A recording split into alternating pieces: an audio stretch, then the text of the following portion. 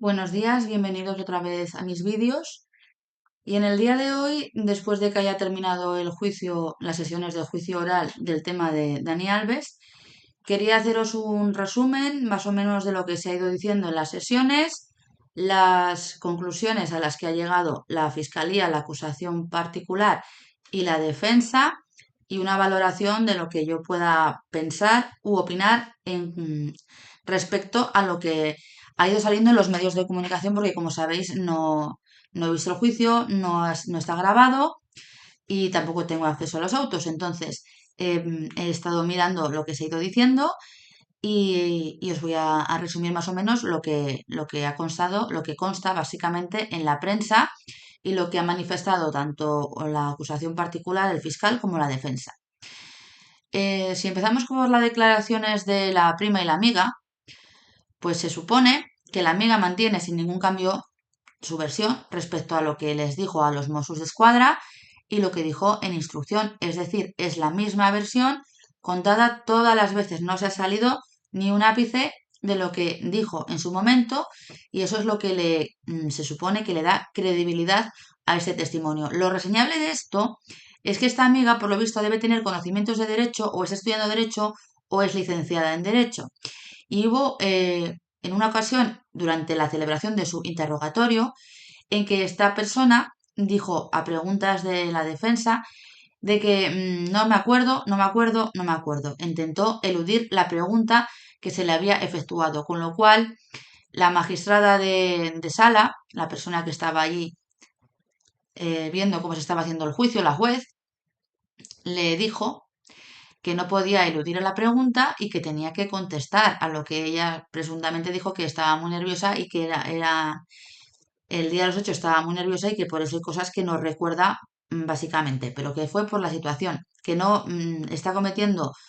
una falta de querer no contestar a una pregunta, o sea, que no está cometiendo falso testimonio básicamente, simplemente que ella no puede contestar a una pregunta porque no lo recuerda. Y hace mucho hincapié en que ella no vio a Dani Alves tambalearse. Es decir, no iba bebido según la apreciación de esta persona, que es una apreciación subjetiva, porque realmente ella no sabe si va bebido o no va bebido, pero ella no lo vio bajo los efectos del alcohol. Entonces, seguimos con la prima, que dice que le insistió mucho a su prima Dani Alves para irse con ella a otro sitio y reconoció que le dijo la prima a la víctima que se fuera a hablar con él. Después declaró una auxiliar de la discoteca, que fue la persona que le curó la herida de la rodilla a la víctima, y dijo que era una quemadura no muy profunda, supuestamente de algún roce de la rodilla contra alguna superficie, y que ella no entabló conversación con la víctima, pero sí que escuchó la conversación que se estaba produciendo entre las amigas, la prima y la víctima. Y dijo, literalmente en juicio, que se arrepintió la víctima, que oyó que la víctima se arrepentía, que quería salir del baño, de allí, y que Dani Alves no la dejó. Y que bailó voluntariamente y entró voluntariamente, pero que luego se arrepintió. Es decir, aquí ya no es un testigo de referencia, porque realmente ella lo escuchó in situ y encima se ha practicado el interrogatorio en sala, con lo cual validez sí que tiene esta declaración más que la que pueda tener la prima o la amiga, porque esta persona es un tercero que no tiene ningún tipo de relación ni con una parte ni con la otra. Si vamos a la declaración de la mujer de Alves, dice que vuelve muy borracho a casa, oliendo alcohol, que se chocó contra un armario y que se desplomó sobre la cama. Esto es lo que dijo la mujer, ¿vale? Y dice que su marido estaba muy borracho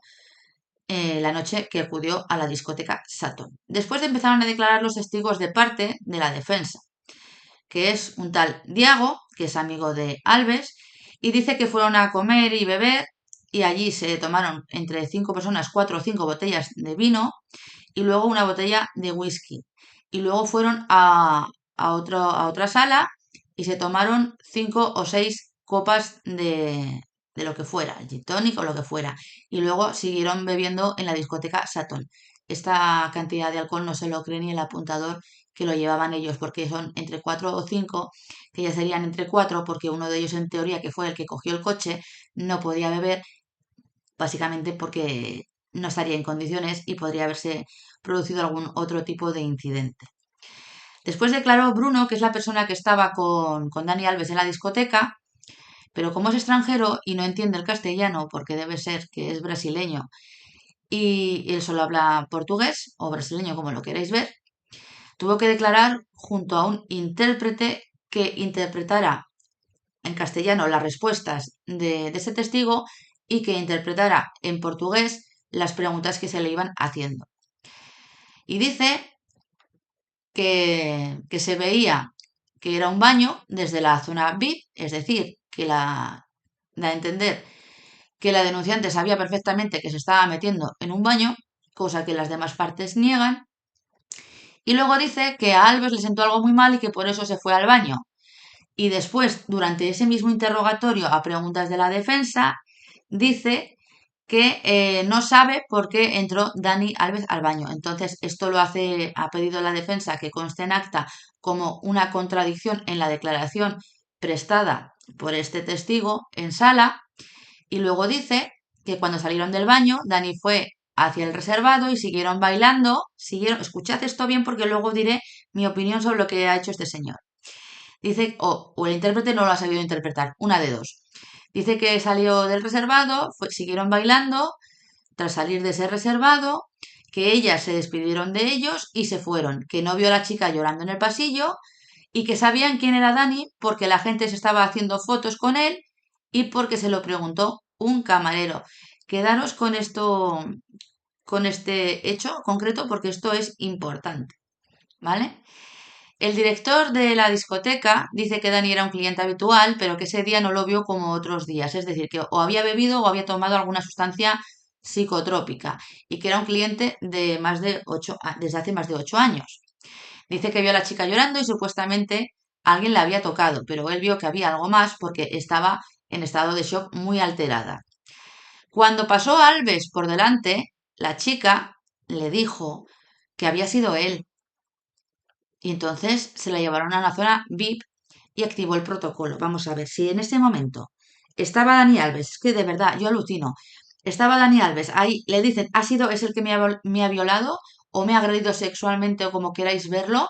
¿por qué no se detuvo a esta persona y le dijo, tú quédate aquí hasta que venga la policía y aclaramos el asunto? Porque sea un cliente habitual de la discoteca no tiene que tener un trato preferente. En el momento en el que se identifica a esa persona, habría que haberla detenido por el guardia de seguridad, el segurata de la puerta y decirle, no te puedes marchar hasta que esto no se aclare. Y en cambio lo dejaron irse libremente.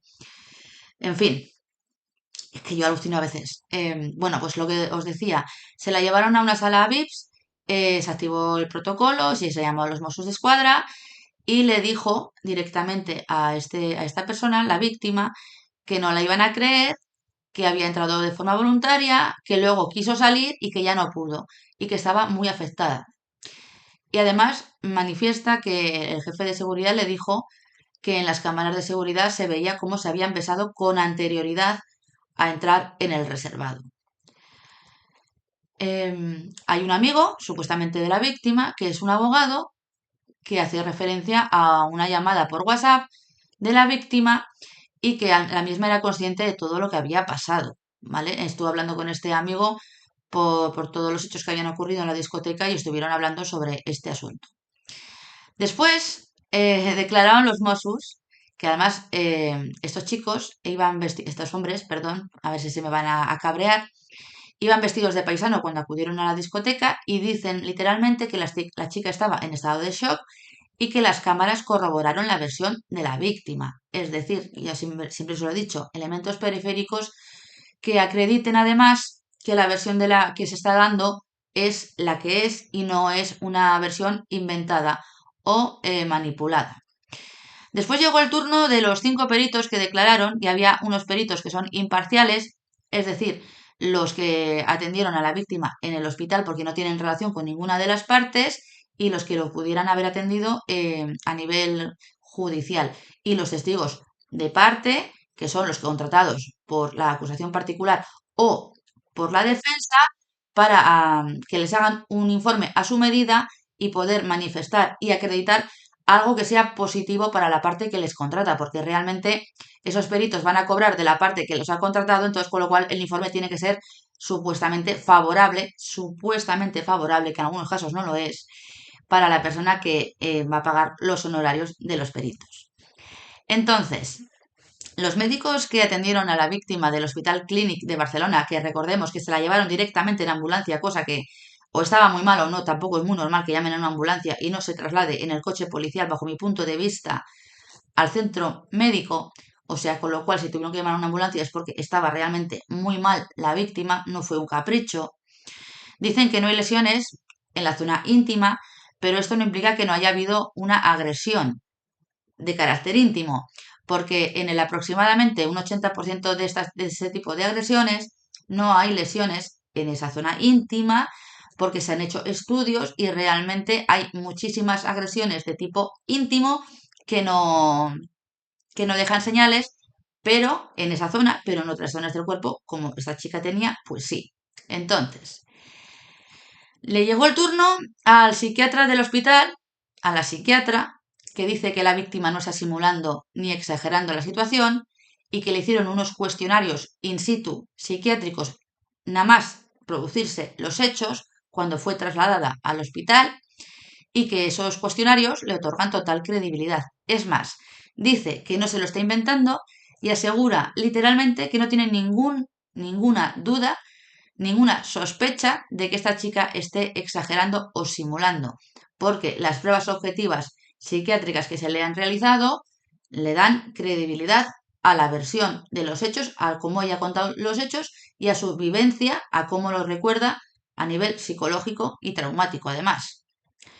Y luego declararon las psicólogas de parte de Dani Alves, que además se quejaron de que solo se les había permitido hacer una pregunta a la víctima para poder realizar el informe, porque muchas veces se acusa a la víctima a preguntas y obviamente hay que tener un poco de miramientos, no vas a ir a por la víctima, a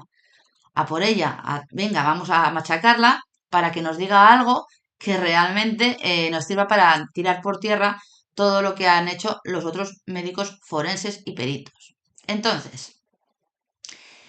estas dos psicólogas fueron contratadas para acreditar que esta persona, Dani, no tenía una personalidad agresiva y que no podía ser el autor de estos hechos y que además iba muy bebido. Pero a mí lo que me ha llamado la atención es que para basarse en ese informe, claro, es que tampoco tienen ninguna prueba objetiva, se basaron en los tickets y dijeron que obviamente este señor iba ebrio, que no tenía personalidad agresiva, pero aquí lo que más llama la atención son las conclusiones a las que llega las psicólogas de parte, porque esto no es nada beneficioso, porque realmente es como si no hubieran presentado nada o como si hubieran presentado un informe en defensa de la tesis de la acusación particular y la tesis de la fiscalía. ¿Por qué digo esto? Porque concluyen directamente, y esto yo no sé cómo lo han presentado en juicio, yo soy abogada de parte y esto yo no lo presento en juicio ni queriendo, porque dice que Dani Alves tenía las capacidades cognitivas levemente afectadas, pero distinguía el bien del mal y sabía lo que estaba sucediendo. Entonces, para acreditar que una persona va ebria y que no sabe lo que está haciendo y que está en estado de intoxicación plena por consumo de sustancias psicotrópicas o por consumo de alcohol, hay que decir que esta persona tenía las capacidades volitivas e intelectuales mermadas porque estaba en una situación de intoxicación plena. Si tú me dices que es una leve afectación y que distingues el bien del mal, ese informe no sirve de nada. Es papel higiénico para que la gente lo entienda. No tira por tierra de ninguna de las maneras lo que estaban diciendo la fiscalía y la acusación particular, porque realmente estar bajo los efectos del alcohol no se acredita de ninguna de las maneras, ni con el ticket, ni con las declaraciones de las personas que han ido a declarar, y mucho menos con este informe que tira por tierra todo lo que hayan podido decir los testigos de que había bebido mucho, de que no estaba como siempre, y claro, como hay un informe pericial que contradice todas esas versiones, pues van a coger lo que les convenga de este informe pericial que dice que distinga el bien y el mal y que no iba tan borracho como se pretende hacer. Entonces, después han pasado a las conclusiones, porque os voy a explicar una cosa. Cuando hay un juicio, primero se celebran las sesiones, se practica la prueba, porque han presentado tanto la Fiscalía, la acusación particular, como la defensa un escrito de conclusiones provisionales que se tiene que elevar a definitivas o modificarlas en función de la prueba que haya habido en el procedimiento. Y una vez que se ha dicho que se elevan a definitivas, es decir, que se mantienen los mismos escritos de acusación del fiscal, la acusación particular y el mismo escrito de defensa de la parte de la defensa, se elevan a definitivas y luego dan el trámite de conclusiones para que las partes puedan valorar las pruebas que se han realizado en el acto del juicio, mantener su posición y pedir lo que ellos consideren que se tiene que imponer al acusado, en este caso una pena de prisión o la libre absolución. En este caso, el fiscal fue bastante largo y bastante contundente y bastante duro, porque le da credibilidad total a la víctima, porque dice que coinciden con las grabaciones de la sala de discoteca, que la víctima dice lo mismo que hay en las grabaciones, cosa que ella no podía haber visto, obviamente. Ella declara una cosa y su declaración es completamente ratificada por las grabaciones de seguridad y además el estado en el que se encontraba la víctima cuando llegaron los Mossos d'Esquadra ha quedado acreditado con el visionado durante la celebración del juicio de la cámara de seguridad que llevaba el Mossos d'Esquadra aquí, que se puso a grabar y se pudo ver cómo estaba la víctima momentos después de haberse producido la presunta agresión íntima. Porque ahora parece que no se pueden decir determinadas palabras en YouTube porque si no te cortan. Entonces, el fiscal llega a decir, además, que por qué no se fueron a una suite y no a un aseo asqueroso. Y además, que esto es muy sencillo, es que verdad, si te querías ir con una persona en vez de meterte al baño, tienes dinero y es un reservado, pues haberte ido a la calle, a un hotel, o a un hostal, o a alguna pensión, o a algún sitio, no en un baño que, por lo visto, utilizan los VIPs para fumar y no tener que salir a la calle cuando realmente está prohibido fumar en los sitios de ocio nocturno. Pero como tienen dinero, pues aquí chifletes. Quiero decir, a ellos se les permite y al resto de los mortales nos hacen salir directamente a la calle a fumar un cigarro. Porque yo también soy fumadora, básicamente. Entonces, llega a decir la fiscal que ha dado tantas versiones de Dani Alves que ya nos hemos perdido y que hoy ha introducido que iba borracho. Es que lo ha introducido, esta atenuante la ha introducido muy tarde. Dice que se sentía impune y que vino al juzgado de instrucción soberanamente tranquilo. Esto sí que también es llamativo. Cuando a una persona le están acusando de un delito tan grave, que vayas a un juzgado a declarar tranquilo, que no estés nervioso que te estás jugando hasta 12 años de prisión, pues obviamente es que o tienes mucha confianza en que no has hecho nada o es que piensas que no te va a pasar nada porque tienes mucho dinero, bajo mi punto de vista. Y ahora mucha gente se me echará encima porque siguen pensando que esto es un montaje. Pero realmente cuando a una persona se le acusa de un delito tan sumamente grave, pues obviamente nervioso tendría que estar. Y más si te dicen que vuelvas a España porque se te está investigando. Entonces, también dice que sus cambios de versión son llamativos y dice también, porque la defensa dice que se sentían tan mal y tan incómodas porque no se marcharon. Es decir, o sea, tú te sientes mal en una discoteca por el comportamiento de cuatro babosos y te tienes que marchar. Entonces estás diciendo que es el comportamiento de la persona que está siendo babosa, pues es adecuado y el que se tiene que marchar es la víctima. Es igual que los casos de bullying, que siempre se suele echar o se tiene que cambiar de instituto la persona que está siendo víctima del bullying y los culpables siguen en el colegio. Eso tampoco es así. Hay que decidir quién tiene que abandonar el local. La persona que se está pasando es la que tendría que haber abandonado el local y no las personas que están siendo víctimas de un comportamiento baboso y repulsivo. Y esa es mi opinión. Entonces, la fiscal dice que hay muchas mujeres que nos hemos sentido incómodas en una discoteca y no nos hemos ido. Nadie se piensa que una situación incómoda va a acabar en una agresión de carácter íntimo. Es terriblemente injusto culpar a la víctima de esta situación por haber entrado voluntariamente en el baño porque ella no buscaba eso. Es decir, no buscaba ser agredida de manera violenta con fines libidinosos, para que la gente lo entienda sin decir la palabra.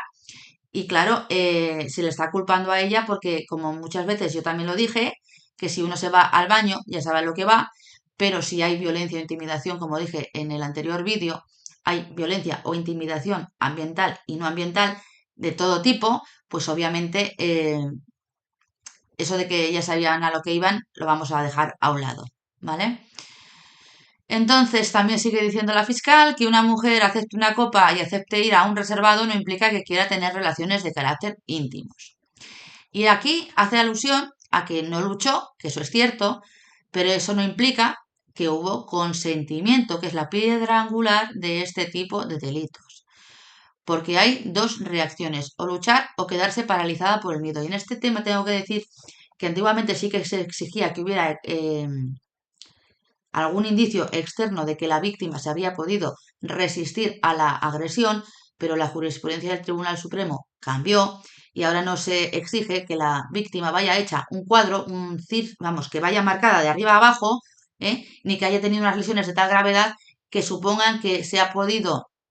vencer la resistencia de esa persona, porque como hay violencia física, violencia ambiental, es decir, intimidación a la persona de que te encuentres, como dije, sola, entras en pánico, eso es suficiente para decidir que hay violencia y hay intimidación. No hace falta que te pongan un ojo a la virule para que la gente lo entienda, porque no todas las personas reaccionan de la misma manera, no todas las personas tienen la misma manera de reaccionar a una agresión, hay gente que se defiende y acaba con heridas y hay gente que se queda paralizada porque el miedo paraliza. Y eso la gente lo tiene que saber. No porque ella no tuviera casi lesiones en el cuerpo directamente y no tuviera heridas sangrantes, ni un corte en el cuello, ni algún moratón muy serio, eso implica que no había habido una agresión de tipo íntimo. Bueno,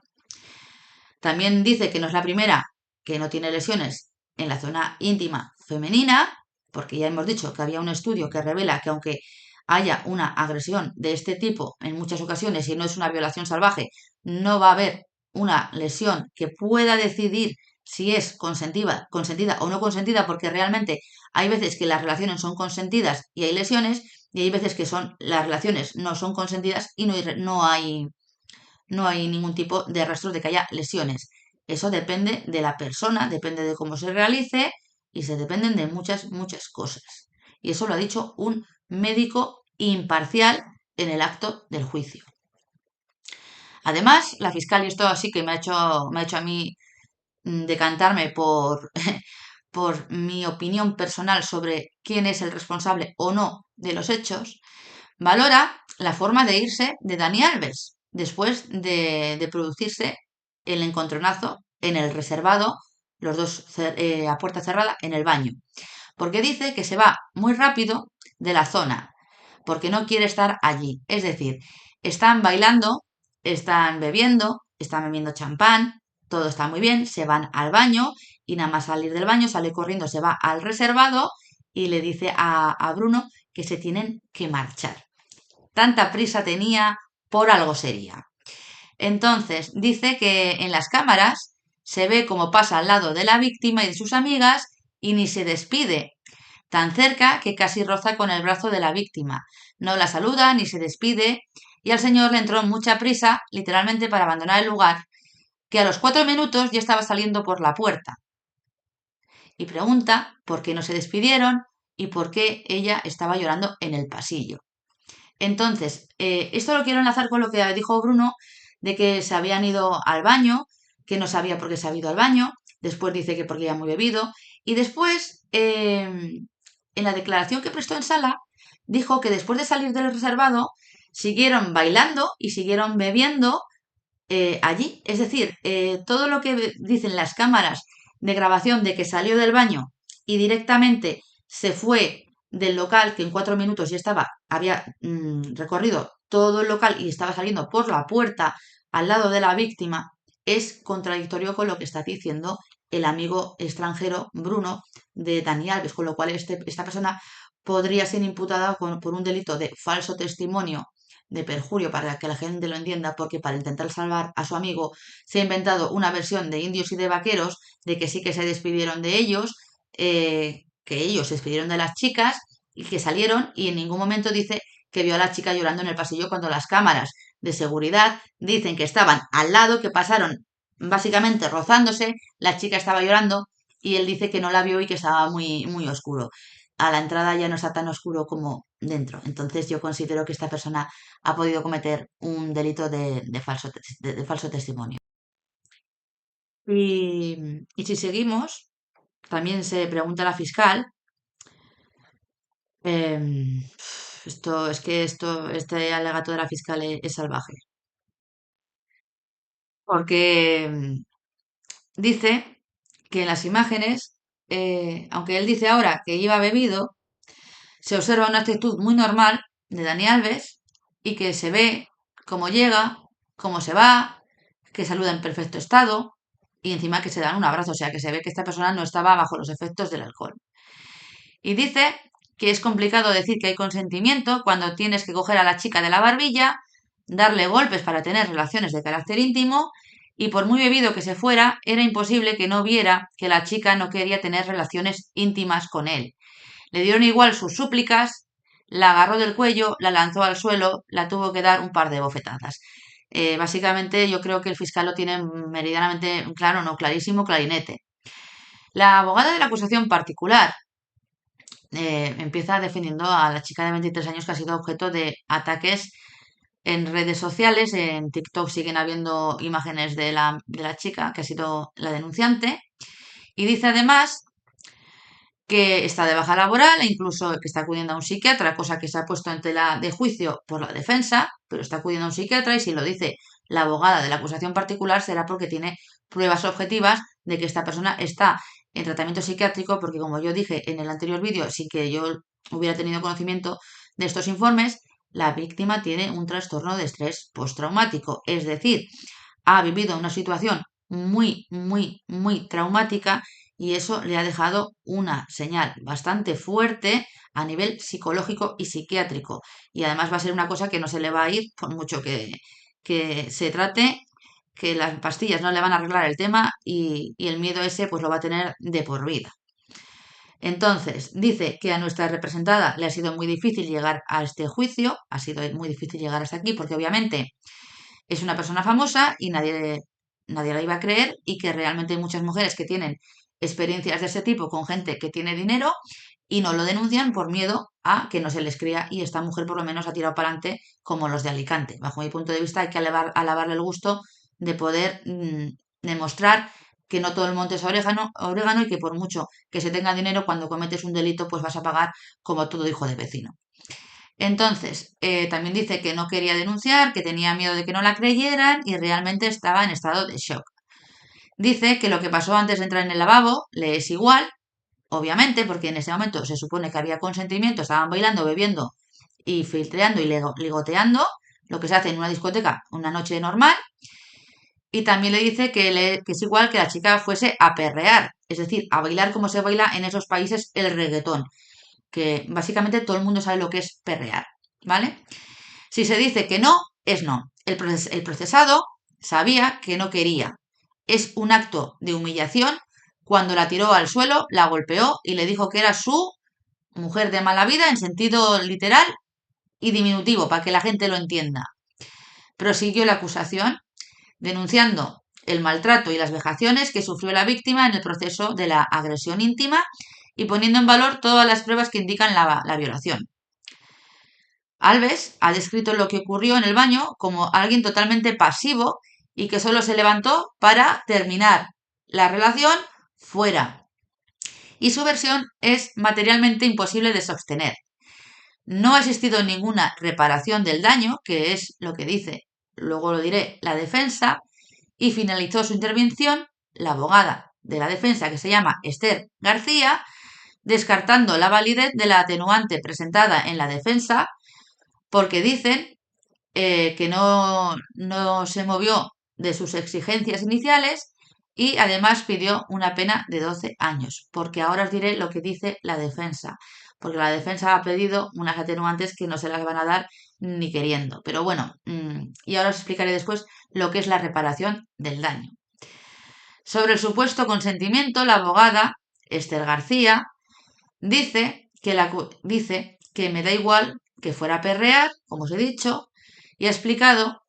que cuando entró en el baño, ella dijo que no,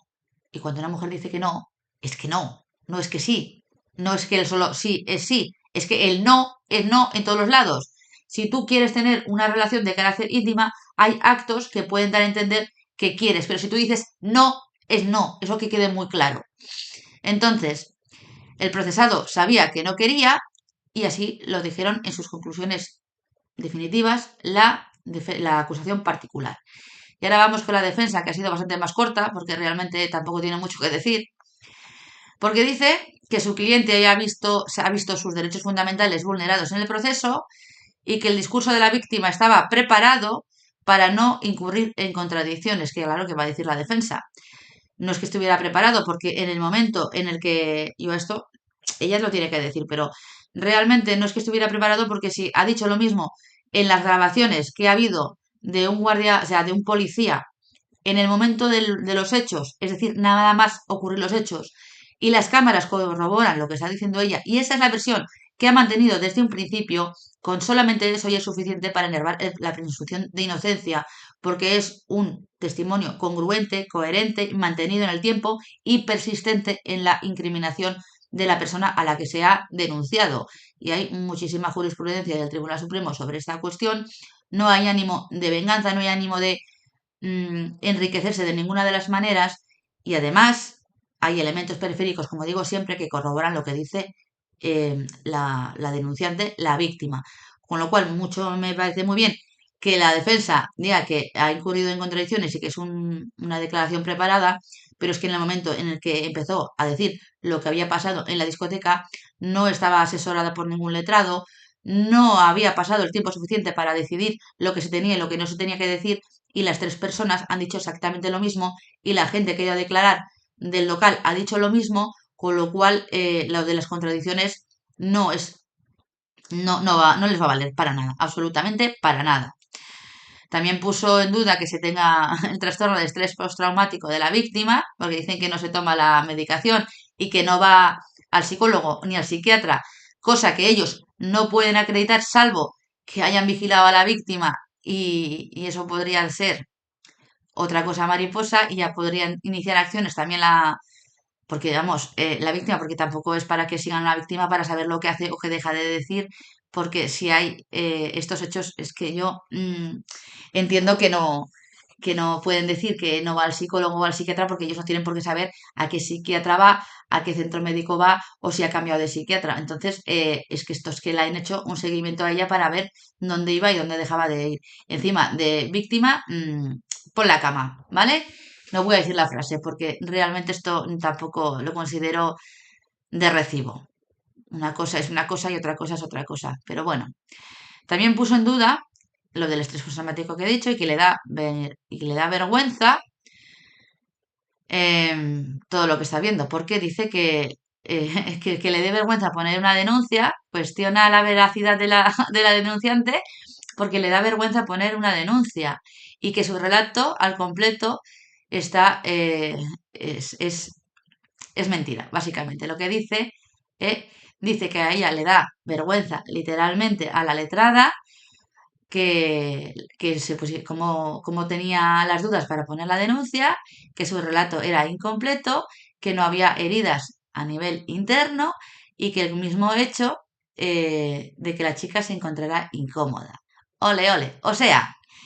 que porque tiene vergüenza para poner una denuncia y comentar que ha sido víctima de una agresión de carácter íntimo, que no tenga heridas allí y que la chica se encontrara incómoda en un inicio es suficiente para decidir que la chica ha prestado consentimiento. Pues vaya defensa que ha tenido Dani Alves, porque realmente lo de las contradicciones vale, pero el consentimiento aquí no está diciendo absolutamente nada. Y sigue diciendo, además, es que yo tampoco lo veo normal, que la declaración de la denunciante no se ajusta a la realidad, es incoherente, cosa que ya le tuvo que decir la juez que no había habido ningún tipo de contradicción, porque ella seguía insistiendo en que hubiera haciendo preguntas para que hubiera algún tipo de contradicción de la denunciante y de las testificales, de las amigas, y dice que es incoherente sobre cuándo y cómo y quién accede al reservado. O sea, cómo, cuándo y quién accede al reservado. Vamos a ver, acceder al reservado ya se vio en las cámaras directamente y eso queda acreditado por mucho que ella diga A, B, C o D, porque lo que queda acreditado es lo que está grabado, que es realmente una prueba objetiva de cómo ocurrieron los hechos anteriores a que se produjera la agresión. La denunciante no solo no rehúsa una actitud sexual, sino que la devuelve. Y para eso ella es suficiente devolver un beso o una caricia o un abrazo a que te tengas que acostar con una persona por narices, por no decir otra palabra. Se ha pretendido presentar al señor Alves como un acechador, que no es cierto, y lo han demostrado las cámaras. Han debido haber grabaciones diferentes, la acusación, el fiscal y la defensa, básicamente. Y añadió, antes de pedir la absolución del brasileño y su libertad condicional, que no fue concedida y se replanteará en los próximos días. Es decir, una vez que terminaron las alegaciones, los alegatos de los abogados, pidiendo una sentencia absolutoria para su cliente y como mucho, en base a unas supuestas atenuantes, un año de prisión, que es lo que ya vaya cumplido, pidió que se pusiera en libertad a su defendido porque ya se había celebrado el juicio y claro, obviamente como va a salir al suelto o se le va a poner una pena de un año, pues no hay riesgo de fuga, ya se ha celebrado el juicio, solo está visto para sentencia, pues sáquemelo señoría de la cárcel para que se pueda ir a mi país, a su país y al país de ella, básicamente. Pues bueno, va a ser que no, te van a decir que no, ¿vale? Entonces, sigue diciendo además que la sexualización del comportamiento entre denunciante y denunciado es clara, que restregó el culo a las partes íntimas de su defendido, es decir, estaban bailando, perreando, y esto que lo diga un brasileño, pues es que allí se baila exactamente igual, y eso no significa que te tengan que agredir de manera íntima, y dice que estuvo bailando pegada con él y realizando un sinfín de movimientos, manifestando su interés y su atracción. Pues lo dicho, así se baila el reggaetón, pegaditos y haciendo lo que se hace. Y eso no significa que porque bailes reggaetón con una persona des tu consentimiento para tener relaciones de carácter íntimo. Así que esta alegación tampoco se va a tener en cuenta y se la van a tirar por tierra, tanto en la sentencia como en los supuestos recursos que vaya habiendo, que haberlos, va a haberlos, ¿vale? Y dice que si no sabe quién era, ¿cómo es que intentó hacer fotos antes de bailar con Dani Alves? Vamos a ver. Fotos en una discoteca cuando se está ligando con alguien o se está haciendo algo, es normal que estás en un grupo, se hagan selfies. Eso no significa que supiera que era Dani Alves. Y aunque lo hubiera sabido, eso tampoco justifica ningún tipo de agresión. Y finalizó la abogada de Alves diciendo que presenta hasta 3 atenuantes para reforzar la petición de absolución, el error invencible del artículo 14, la reparación del daño y la de embriaguez. Entonces, todo lo que dice más, pues mira, no tiene ni pies ni cabezas. Vamos a ver. Una cosa os tengo que decir porque esto yo no lo veo ni medio normal. Siendo brasileños saben perfectamente cómo se baila. La credibilidad que tiene la víctima ha quedado acreditada tanto por su persistencia en la instrucción, en el momento de los hechos, nada más ocurrir los hechos, por informes médicos psiquiátricos de un juez y de un perito imparcial. Ha quedado también acreditado por las cámaras de vigilancia como estaba, por las prisas que tenía el señor Alves en abandonar el local a toda prisa,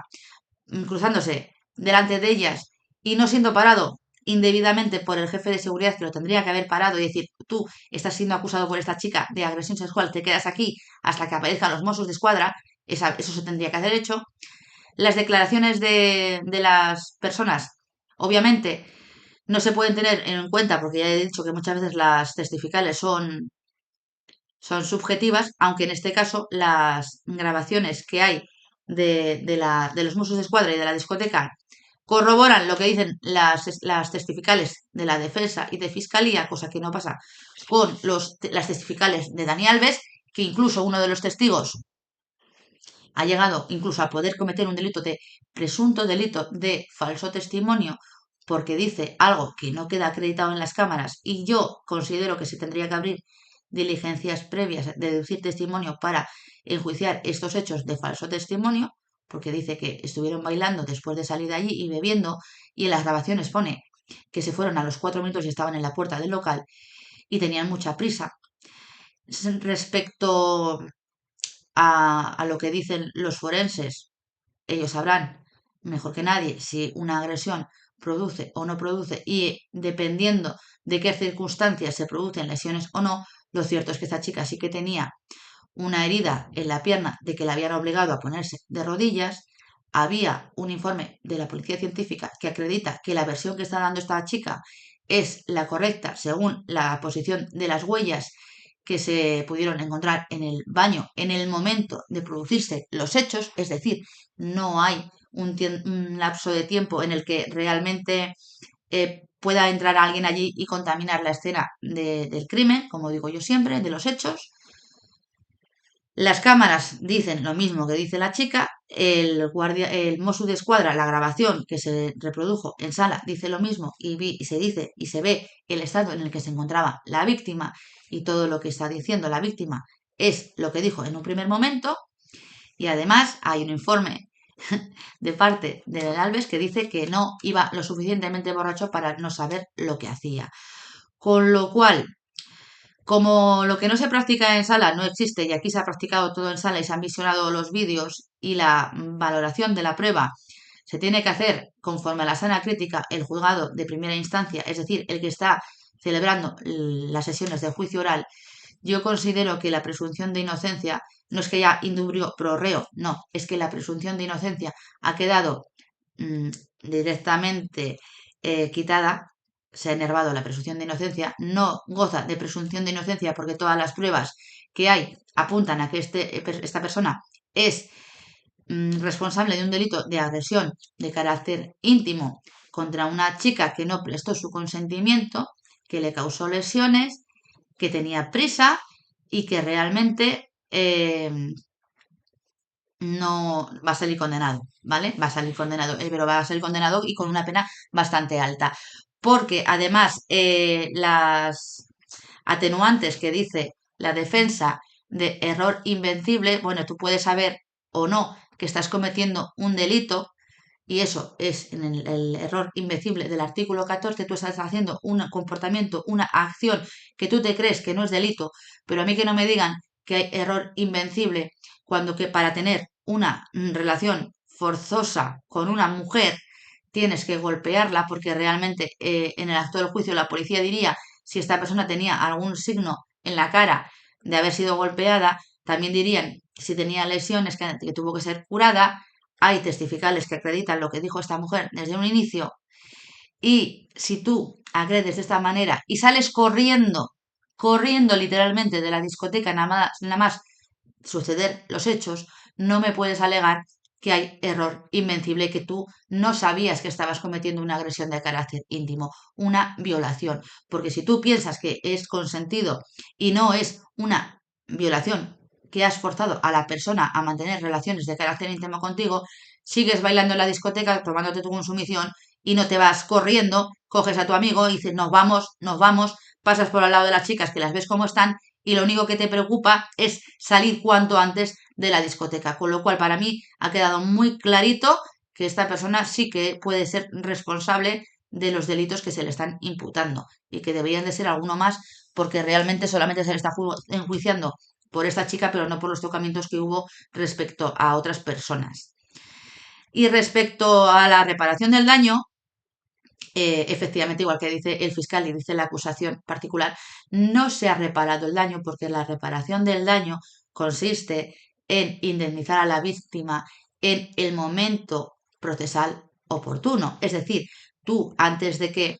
en instrucción dices que consignas ese dinero para resarcir a la víctima, resarcir parte de los daños que se hayan producido a la víctima y no esperas a que se abra juicio oral y se tenga que abrir una pieza separada de responsabilidad civil derivada del delito y te pidan una fianza de 150.000 euros para hacer frente a esa responsabilidad civil derivada del delito. Y si tú no lo aportas en el momento procesal oportuno, que se te da un plazo de tiempo según la cantidad que sea, Normalmente, si tienes mucho dinero, no va a ser muy largo y si no tienes un duro, pues entonces hace un escrito y se dice, mi cliente es insolvente, no puede, no puede prestar fianza. Si tú pones eso en el juzgado y lo consignas en el juzgado como responsabilidad civil derivada del delito, en el momento en el que a ti se te dice que tienes que presentar esa fianza, eso no es reparación del daño. Eso es saber que si tú no presentas en el juzgado la cantidad que se te pide de fianza para hacer frente a las responsabilidades civiles derivadas del delito, te van a embargar todos tus bienes. Con lo cual, la atenuante de reparación del daño no se produce en este caso y no se lo van a conceder. O no deberían, porque yo ya a veces alucino con algunas sentencias. Y respecto a la atenuante de embriaguez, pues obviamente, por mucho que hayan dicho su amigo que ha cometido presuntamente un delito de falso testimonio y la credibilidad